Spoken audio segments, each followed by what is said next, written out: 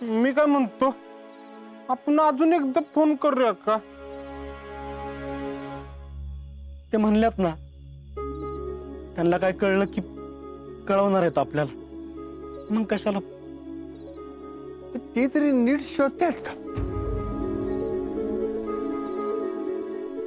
अहो मग Indian army बापू ती लय कसून शोधत्यात सगळं,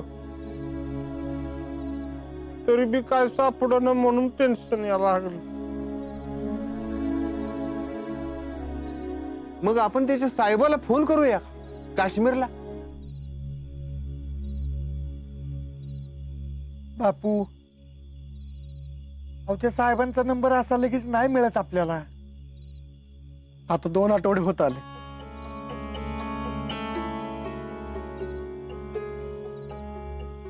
अजून काय कळायला मार्ग नाही. मग काय करायचं काय आपण? का आपण पण तिकडे जाऊन शोधायचं? तसं कसं करायला येईल? दुसरा काहीतरी मार्ग असेल ना? सगळं करून झालं. अहो शीतला अजिंक्यांच्या दोस्ताला रोज फोन करते, अगदी दिवसातनं 2-2 टायमाला फोन करते. त्यांच्याकडून पण हेच उत्तर येते की अजून काय तपास लागला नाही म्हणून. आम्ही बेळगावला जाऊन आलो, सगळी चौकशी झाली, हे सगळं करून झालं बघा.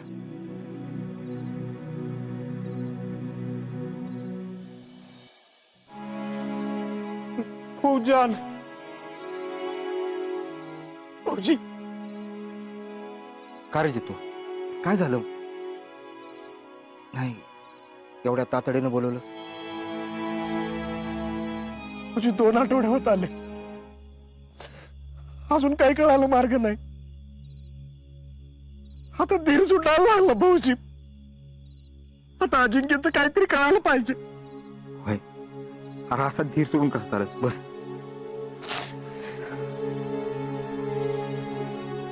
बघा मी सांगतो, आपला आजा जिथं कुठं बी असेल ना, तर अजून लढत असेल.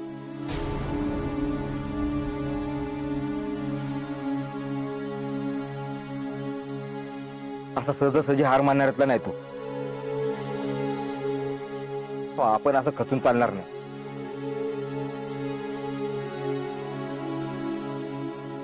अरे पण ते कुठं आहेत, कशा अवस्थेत आहेत, काय करतात, काहीतरी कळलं पाहिजे का नाही? म्हणतात ना, बुडत्याला काडीचा आधार असतो. अरे पण ती काडी तर सापडली पाहिजे का नाही आधाराला?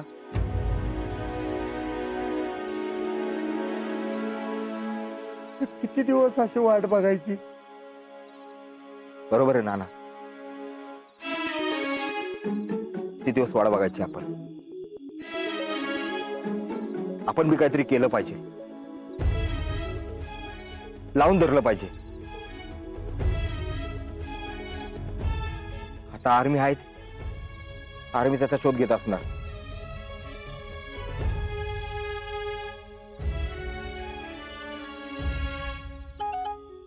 सारखं विचारलं पाहिजे. असं हातावर हात धरून बसून कसं चालेल? हातावर हात ठेवून कोण बसतंय, पण करायचं काय ते कळना. सगळेच मार्ग खुंटल्यासारखे वाटायला लागलेत. फौजी, आता धीर सुटायला लागलाय. माझ्या मनात तर नको नको ते विचार यायला लागले.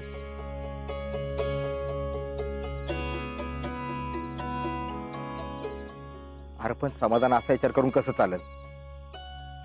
आपणच असं वागायला लागलो तर? अरे आपलं सोडा, शीतलचा तरी विचार करा.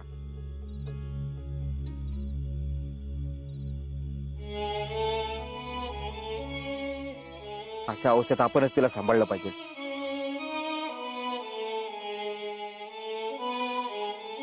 मला तर कधी कधी वाटतं शीतल आहे म्हणून टिकली.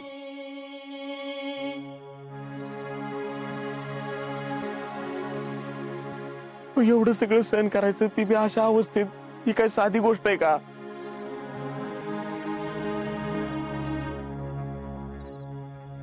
फौजी, तुम्ही सांगा काय करायचं, आपण ते सगळं करूया. मी 1-2 फोन केल्यात, मला काय कळलं की लगेच सांगतो.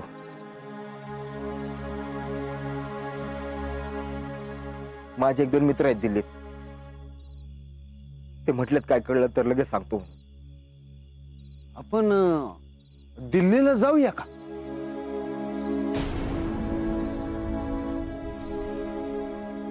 तिथं गेलं म्हणजे मग सगळं नीट कळलं. अहो नाही बापू, अहो लगेच दिल्लीला कशाला? आणि दिल्ली काय जवळ आहे का? मला काय वाटतं, तुमच्यातलं कोणतरी परत एकदा बेळगावला जाऊन बघा.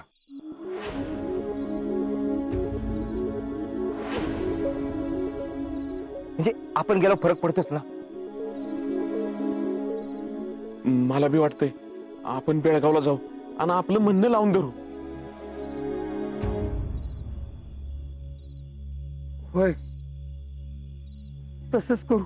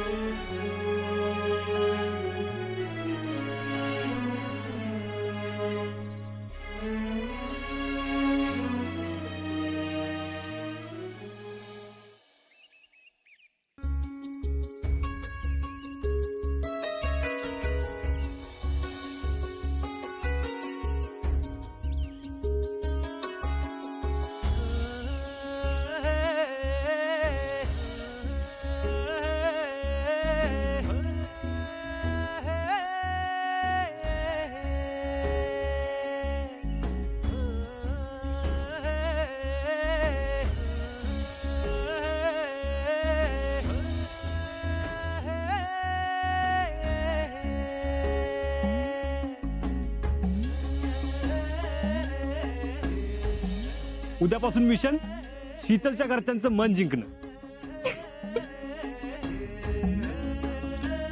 वार माझा फौजी.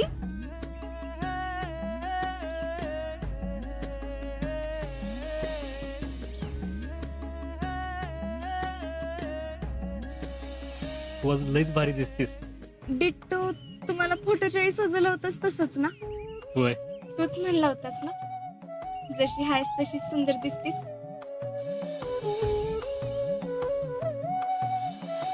आणि हो 1 मिनिट कोणीच माझ्याकडून घेऊ शकत नाही, आणि मी कोणाला घेऊ बी देणार नाही.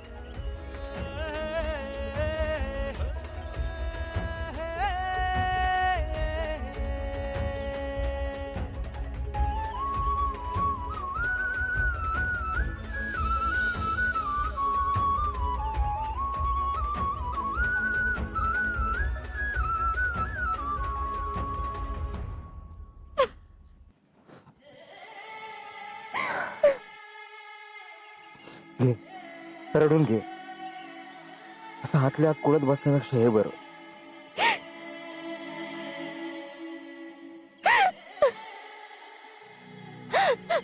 फौजी, काय कळना आता. दिवसभर त्यात तसं काळजात धस होतंय. चित्र विचित्र स्वप्न पडतात. रात्री झोपी लागत नाही मला. हिमालया जरी अंगावर कोसळला तरी त्याच्या छातडावर उभं राहणार आहेत माझा अजिंक्य. ते चित्र कुठं आहेत, जिवंत आहेत एवढं पक्क माहितीये मला. पण ते कसं आहेत, कुठं आहेत हे विचार सारखं मनात येत असतात. माझं अजिंक्य कुठल्या अवस्थेत असतील हे विचार करून लई भीती वाटते. तुम्ही सांगा फौजी, मी यांना परत जायला सांगितलं, हे चुकलं का माझं? मी सपोर्ट केला नसता तरी केले नसते का हो? हे बघ, शांत आणि बघ, असं स्वतःला कोसत बसू नको. ते झालं ते उगाळत बसून काय फायदा नाही. तुला वाटतं तसं काय नाही. तू जरी अजिंक्यला सपोर्ट केला नसता तरी बी आज तो तिथं असता. खरं आहे ना? आणि बघ, सपोर्ट केलाय त्याचा अभिमानच वाटतो त्याला. आज तो जिथं कुठं बी असेल तर हाच विचार करत असेल की माझ्या मागं माझ्या घराची काळजी घ्यायला माझी शिकली आहे, ती सांभाळ. माझ्या घराला, माझ्या माणसांना. अगं हीच गोष्ट तर त्याला बळ देते. आता तू असं वागून कसं चालेल बरं? पण आता नाही होत माझ्याकडनं, खरंच नाही होत. मला अजून काय बी नको. ते बॉर्डरवर होते तेव्हा माझ्या मनाला अजिबात हुरहुर नसायची. पण आता त्यांचा काही कॉन्टॅक्ट नाही, काय नाही, तर बुद्धी बंद पडायची पाळी आली आहे. भाऊजी, मला अजून काय बी नको. फक्त यावेत. मी नाही जगू शकत त्यांच्याशिवाय. हे बाळा, अगं धैर्याने घे. फौजीच्या बायकोने फौजीशी संसार करायचं शिवधनुष्य पेललं ना, आता तुला माघार घेता येणार नाही. अगं जन्मभराचा वासा आहे, तुला पाहिजे तेव्हा बाहेर नाही पडता येणार. ह्या अख्ख्या गावात ती ताकद फक्त तुझ्यात आहे. आता हार मानू नको. हा येऊ मी.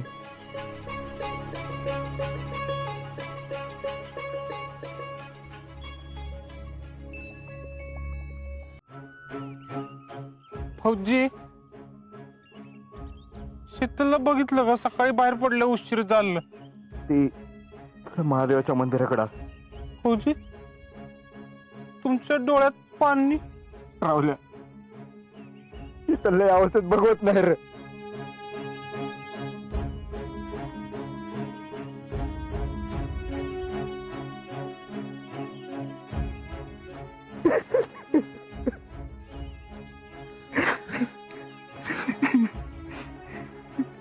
अहो फौजी, काय सांगू तुम्हाला, आम्हाला कळायचं बंद झालं. दोन्ही घरात सगळं उपाय करून झालं. नीलम काकींनी तर देव पाण्यात ठेवलं, तरी बी काय होईना.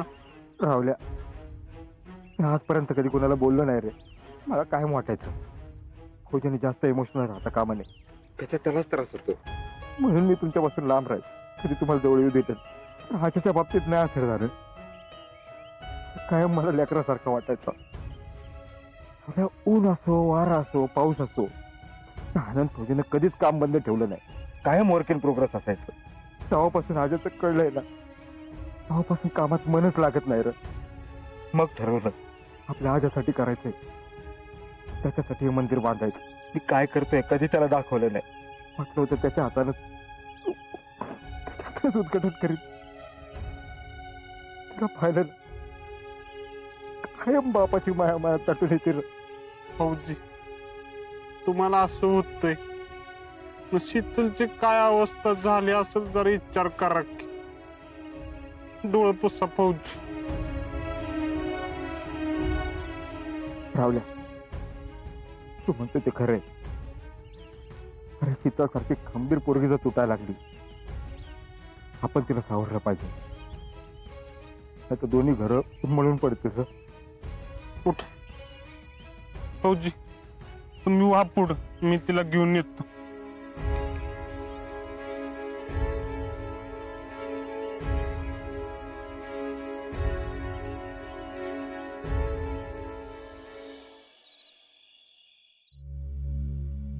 काय बाई, कवा यायचंय? तुमचा फोन झाला होता ना? होय, तर ते निघाली तेव्हाच त्यांनी फोन केला होता. 7 वाजेपर्यंत येतो म्हणले होते. काही कळलं का तिकडचं? काय बाई, फोनवर काही विचारलंच नाही मी ते. बरं असू द्या, आता आल्यावर कळलंच की सगळं. देवा विठ्ठला, काहीतरी कळू दे रे बाबा अजिंक्यबद्दल. मागल्या येण्यासारखं त्यांना काही त्रास तर झाला नसेल ना? मग कशाला काय मंगळ बोलताय?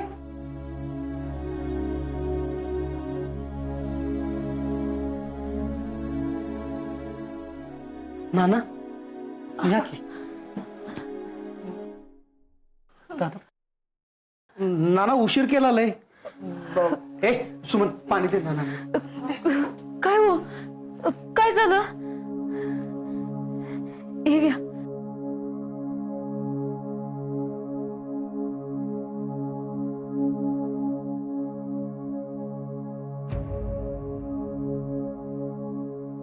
आओ काय झालं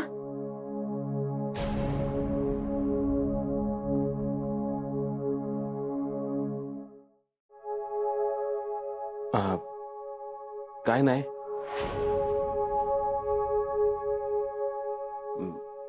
आम्ही गेलो होतो तिथं चौकशी केली तर ते म्हणले अजून शोध सुरू आहे.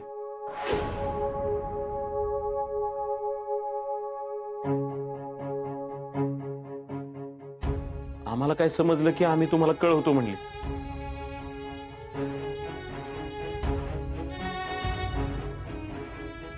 आणि सुभेदार पण म्हणाले की आता परत इकडे बेळगावला येऊ नका म्हणून.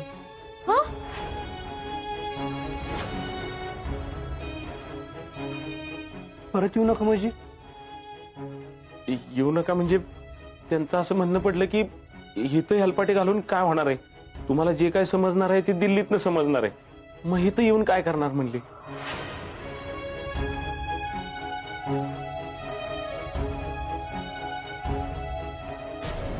अरे देवा आता कसं करायचं आता काय दिल्लीला जायला लागतं का काय काहीच कळाना इतके दिवस झाले काय पत्ता लागला नाही.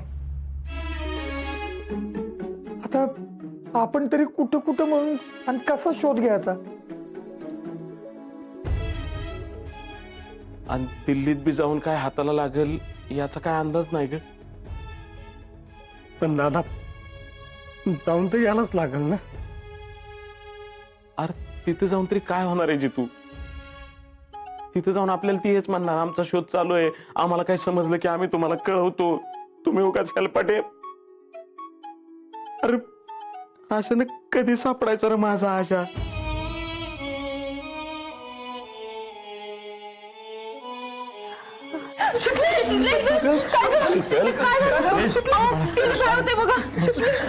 आता इकडे पाणी द्या. बाळा, काय होतंय तुला पाणी पाणी घ्या बाळा, पाणी पाणी घे. सावकाश. वहिनी तिने काय खाल्लं नव्हतं का. अहो कुठं काय उगाच 4 घास खाते ते काय अंगाला लागतंय वय. मी काय म्हणतो आपण दवाखान्यात घेऊन जाऊ गेला. चल दवाखान्यात जाऊया. चल बाळा. नाही नको बरी आहे मी. तू तर अजिबात बोल नको शितले. अगं असं करतात होय. अगं पोटात कवळा जीव आहे तुझा आणि असं वागतात होय. आणि चक्कर आली होती तर सांगायचं होतं. कुठं पडली असतीस काय लागलं असतं तर आम्ही काय करायचं. सौर्या साखरान जरा आतनं. हा आणतो. ये लवकर. हे तर बाळा साखर खा जरा. शितले बाळा आम्हाला कळतंय का तुला किती वाईट वाटतंय ते, पण असं वागून चालेल का. शितले तू आधी उठ. चला आज चल आज जाऊन थोडा वेळ पड बरं वाटेल तुला. उगाच खाण्याची आबाळ करू नको. चल उठ उठ म्हटलं ना. चल शितल्या.